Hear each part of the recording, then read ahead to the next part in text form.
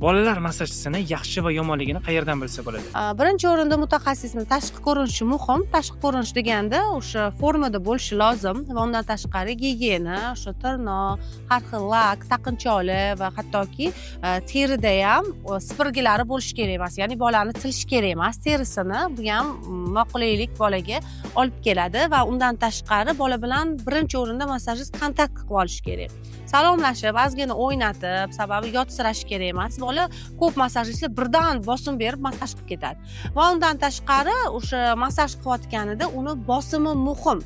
Ya'ni haddan tashqari qattiq massaj qiladiganlar bor. Shu uchun buni ham nazoratga olish kerak deb bilaman. Bola haddan tashqari 15 daqiqadan ortiq yig'ladimi, darhol o'sha massaj to'xtatish kerak. Chunki boshida baribir 15 daqiqa yig'lashi bu norma hisoblanadi. Sababi begonasirashi mumkin, atrofga moslashmasligi mumkin.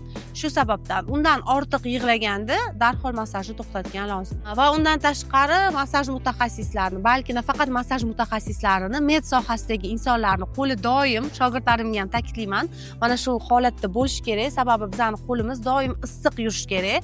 Chunki mana shu muzdaylik bilan ham bolaga bizni yoqimsiz holatda yuzaga keltirishimiz mumkin, bola cho'chib, qo'rqib qolishi mumkin. Agar mana shu sanab o'tgan narsalarimni o'sha massaj mutaxassisida ko'rmasangiz, bemalol o'sha massaj mutaxassisi bilan ishlash mumkin. Massajga oid qiziqarli va foydali ma'lumotlarni o'tkazib yuborishni xohlamasangiz, sahifamga obuna bo'ling.